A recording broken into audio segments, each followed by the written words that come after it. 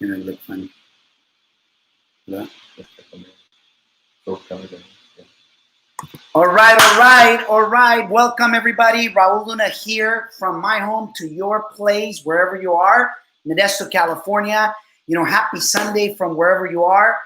Welcome Instagram. Welcome, Facebook, YouTube. Hey, I'm actually, as you know, that I'm experimenting here with a new system that we have. But I'm going to be talking to you about a very, very special. A very special theme that we're going to be sharing here with you guys today. So we're going to be covering how to finance real estate deals creatively. Okay, how to finance real estate deals creatively today. So welcome. If you actually can hear me, let me know. Okay, if you're able to hear me, let me know down below. And I'm going to be sharing 5 of those creative ways. So, hopefully you can pay maximum attention here. All right. So we're good. We're good.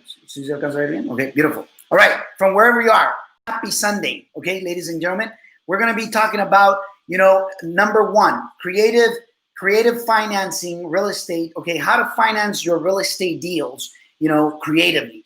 And one of them is through subject to. Subject to is a way or a mechanism, very simply put, that you actually buy the property, okay, from the seller, subject to the existing loan of that current seller to remain in place. In other words, you step into the seller's shoes and continue to making those payments. Now,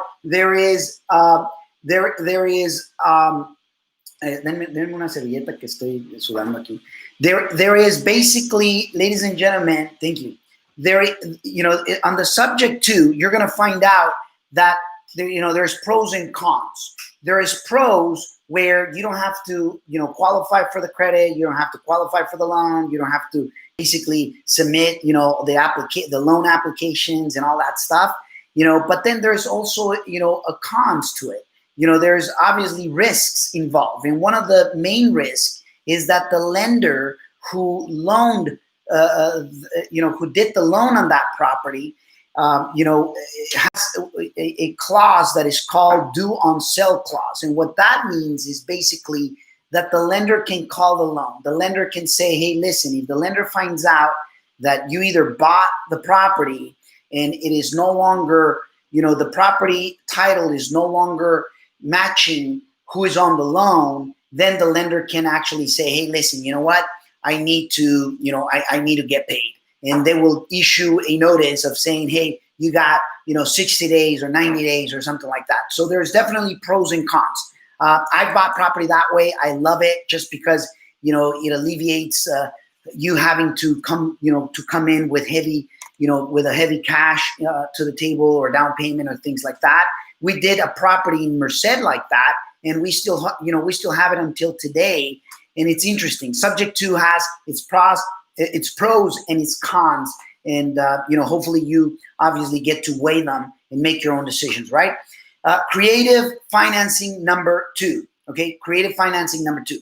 It's hard money loan on the first position and private money loan on the second position. What do I mean by that?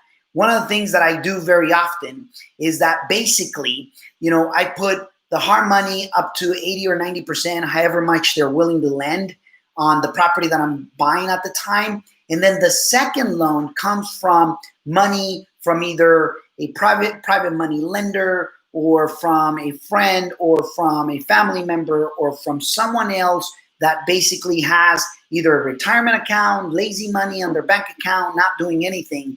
So, for instance, 80% on the first, 20% on the second. And guess what? It's very creatively because most of my deals, I don't have to bring my own personal money, okay? Now, that is creative financing number 2. Creative financing number 3, OPM, other people's money. Ladies and gentlemen, I got a student in Chicago, Illinois, that he basically went to dinner with one of their family members that that he did not know that it was a family member from her wife's side. And it was interesting because The lady works for Apple Corporation, which, you know, she makes pretty good money, and decided to be the you know, the private money lender for my student.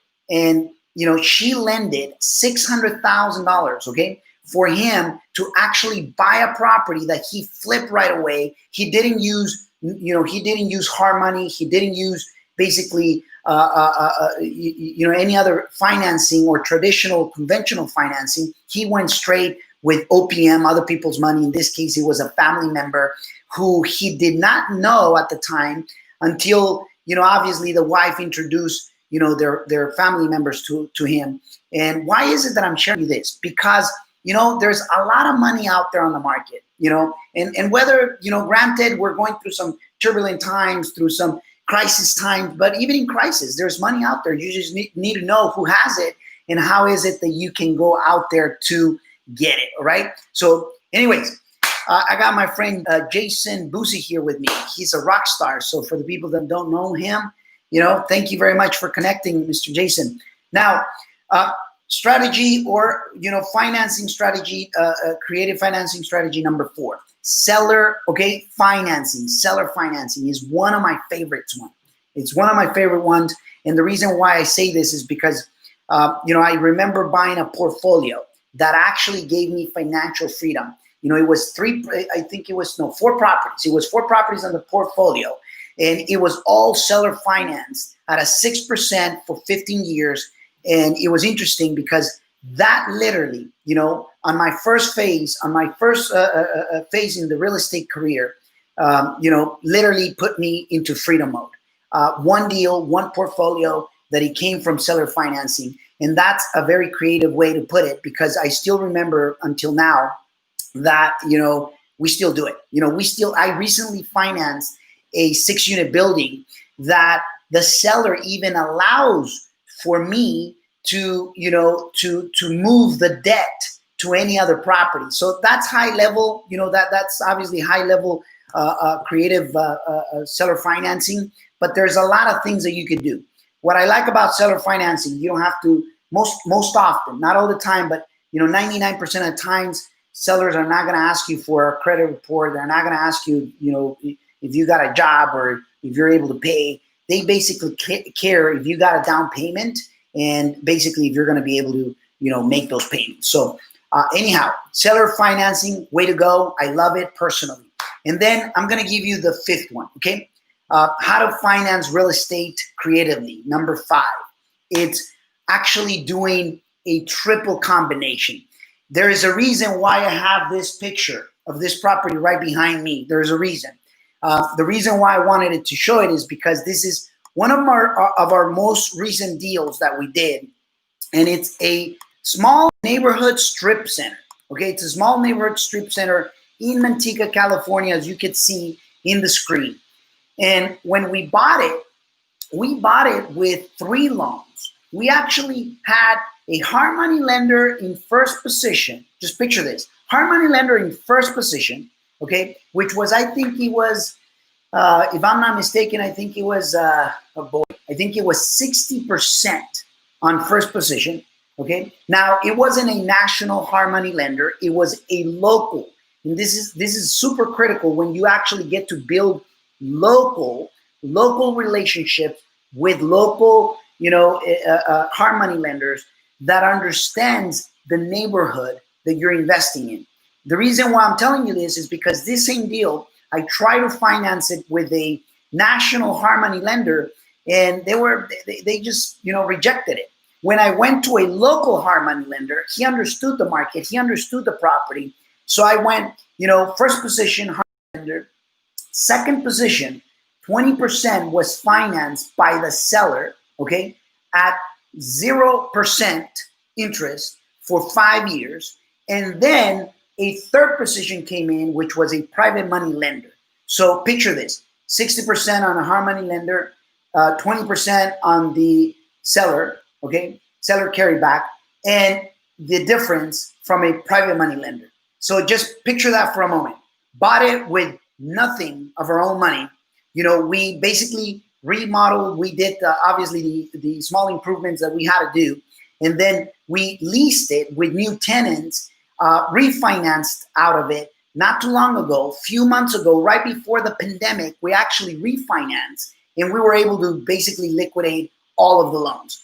That, to me, it's as creative as, as it could get. There's obviously more advanced ways to it. There's definitely, obviously, higher level of creativity, but for the sake of this conversation, we're going to keep it right there. So just on summary, okay, ladies and gentlemen, okay, there's 5 ways that you can creatively finance your real estate deals. Number 1, subject to, okay. Number 2 is Harmony lender with private money lender combined, on 2 loans. Number 3, other people's money, lazy money, retirement money, money that they maybe have in equity in their properties and things like that. Number 4, seller carryback. I love seller carryback. Okay. And number 3 is when you combine, from hard money to private money to basically seller carryback, all at the same time. So basically, there you have it in a nutshell. That's a property that we actually bought successfully, leased it, improved it,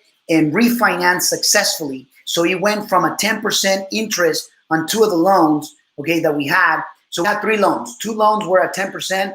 1 loan was at 0%. When we refinanced, we were able to pay basically everything and get a loan for, I think it was 4.1%. Pretty awesome, isn't it? Anyways, leave me your message down below. Get to see you next Sunday, as always. Every Sunday, we come live to give you some wisdom, value in this channel with Raul Luna. Okay, so congratulations for being here with me today, and give you a virtual hug.